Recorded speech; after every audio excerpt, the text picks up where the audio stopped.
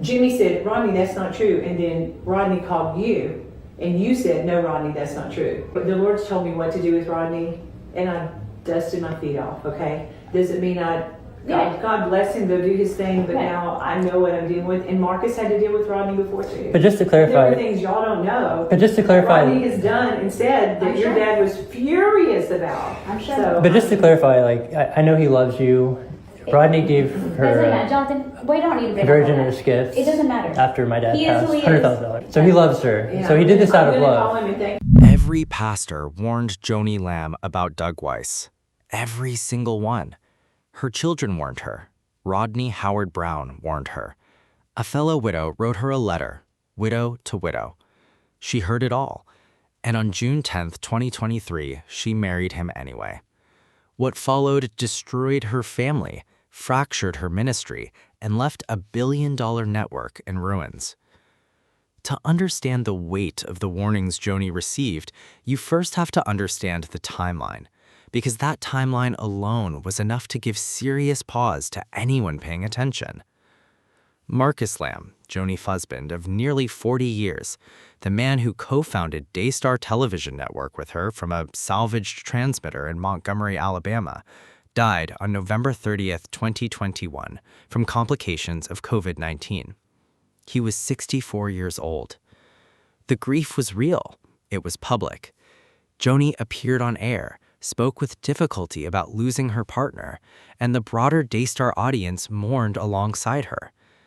Then, on January 27, 2022, just 58 days after Marcus Lamb drew his last breath, Doug Weiss filed for divorce from his wife of over 30 years.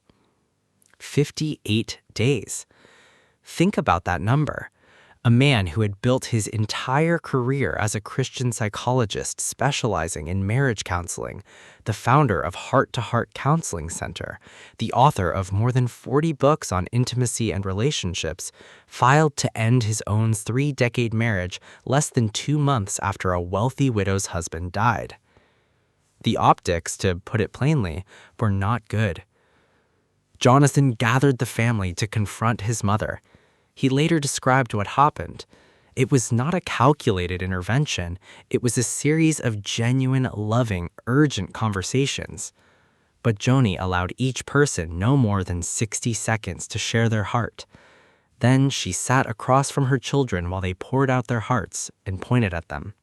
She said, "All I hear coming from you is a spirit of fear." Concerned voices tried to warn her to steer clear of Doug, including this heartfelt open letter addressed to the Lamb family.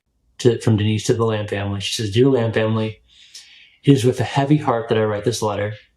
I met with Joni before the baby shower this past week, and I was so alarmed as I listened to her talk. It was as if I didn't know her. It appears she has come under a spirit of deception. She shared something Doug said to her that was so degrading for a woman of God, but she laughed as she told me. She seemed flattered by it, which is not the Joni Lamb I once knew. If you give in to seductive flattery, you are being seduced and deceived. In spiritual warfare, you know the enemy by what the demonic spirit produces. A spirit of deception produces deception in a person who is under attack. A spirit of deception operates through flattery to first gain access. A man will use flattery to find the weak area in the soul of a woman. And once a woman is under the deception of flattery, she can be manipulated. Galatians 5 says, "Do not have fellowship with the unfruitful works of darkness, but rather reprove them." When darkness is operating, we have two options: to either laugh at it and fellowship with it, or confront it. This is why flattery precedes deception. If a person gives in to flattery, they become trapped and deceived. The flattery gives the enemy full access to your weakest area. I voiced my concerns to Joni about Doug at the very beginning when they started dating, but she refused to hear me and defended him. This is when I became alarmed. I knew she had come under a spirit of deception. The things I warned her about were the things that she once voiced strong convictions about. When a person is under a spirit of deception, they begin to change right before your eyes, and it's as if you don't know them anymore. They say things that they would have never said before. This is why I want to voice my concerns for Daystar. This is an attack against Daystar. Marcus and Joni set such a high standard for Daystar over the years that the viewers will not be fooled. They will be able to see the deception. As viewers begin to see the change in Joni, they will know that something is off and viewing will drop drastically. They've been under the anointing of Marcus Lamb for many years, so they won't be deceived, but they will know something is wrong, and they will discern the difference in the new leadership. The Daystar family has been under the leadership of Marcus Lamb, who stood for truth and righteousness. The Lord has shown me what the enemy is using Doug to do. If Joni falls for it and hands over leadership to Doug, the Daystar viewing audience will see through his deception. He is a wolf in sheep's clothing. He is of no caliber for such a high platform. He's being used by the enemy to take Daystar down. Joni didn't endorse divorce until she came under this deception, and using the Daystar platform, the enemy has successfully mocked the marriage covenant using one of the strongest Christian TV networks in the nation. My perspective of Doug came after spending several days with him. I voiced to her that the issues in the first marriage needed to be confronted before going into this marriage. Your mom agreed that they would hear me out at first, but once Jimmy Evans fully approved of Doug, she told me that they would not be interested in talking to me. After spending 3 days with Doug, I am fully aware of the deep-rooted issues that caused Doug's first marriage to fail. The alarming thing is, what took the first marriage down is casually being embraced. When I met with your mom on the Friday before the shower, she rehearsed all the people's names again who were endorsing the marriage to Doug. Since I know the root issues, I see the warning signs that others don't see. Jimmy Evans knows Doug according to what Doug wants him to know. So therefore, Jimmy Evans is endorsing this marriage without having the full knowledge of what really happened to the first marriage. How can you know he's safe for Joni if you don't know the root issues behind what really happened? Joni's well-being, her health, her integrity, and the family legacy, and the millions of people who trust Daystar are all at risk. We need to pray for Jimmy Evans that he will realize what the stakes are and that how they're so high for the kingdom of God. I will be praying for each of you to have discernment and to not push the minimize button when you get a check. You have been disciplined for years by Marcus, and I'm praying for the sake of Daystar that you will put all past hurts aside and come together as one. That's the only way you will be able to get your mom to see the truth. I am willing to meet with all of you and speak on your behalf with your mom. I love you all, Denise. Okay, so after that, we saw that letter, I jumped into action mode.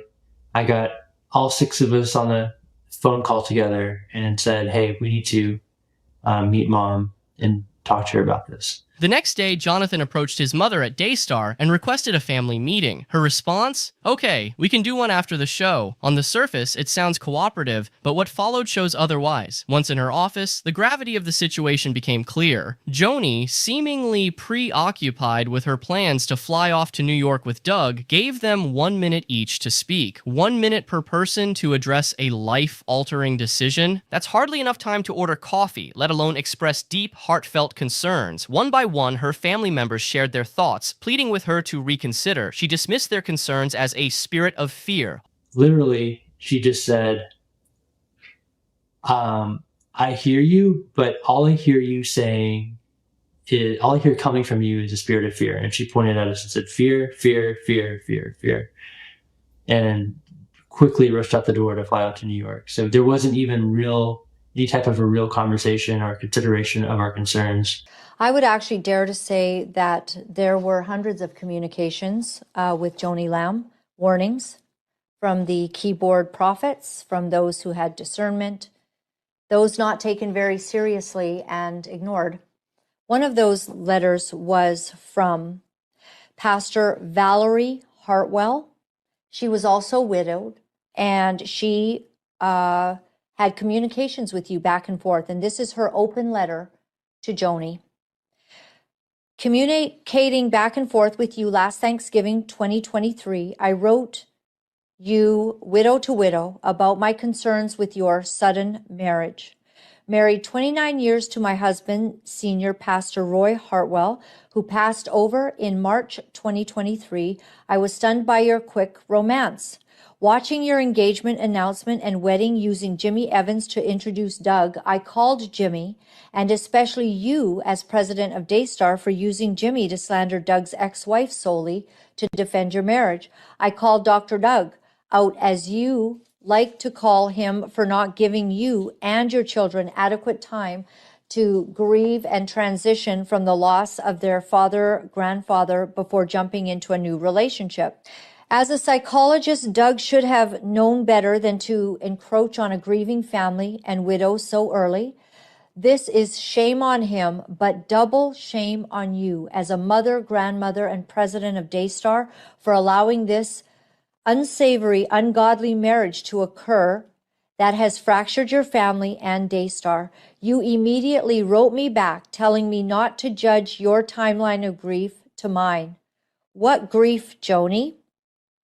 You barely waited 6 months till Doug's divorce was final to nosedive into this relationship.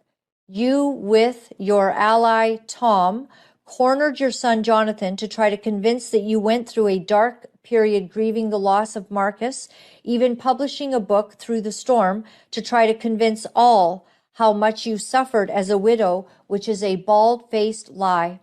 When I finally wrote you Thanksgiving 2023, unbeknownst to me about the internal turmoil Jonathan and Susie were going through for their little girl, as were sidelining them from Daystar for your new husband, I called you out to clean up Doug's statement that Jesus died for us to have good sex, trying to tell you how difficult it's going to be for children of SA to get healed if they hear a Christian doctor say this, and that to the pedophile pervert or prostitute would only validate their sin.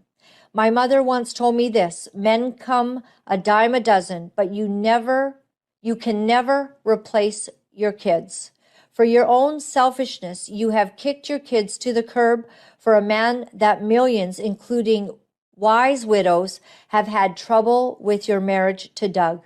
And using so-called false prophecies given to you that you clung to defend your quick remarriage is malarkey. Any prophecy should line up with the word. I'm sorry to inform you, Joni, but the prophecies you immediately latched onto in your spirit, you even included in your book, Justification for Others to Accept Your Marriage, was self-deception at its highest. If you have any inner fortitude at all, for the sake of your children, grandchildren, and Daystar, for the pain that you have caused due to your own self-interests instead of the Lord's, do the right thing and forego ministry. Now with you and Doug, and take time off to get mentally, emotionally, and spiritually healed. I'm sure your husband and great psychologist, Dr. Doug, can help you. Hand over the leadership of Daystar to the rightful heirs, which is your son, Jonathan.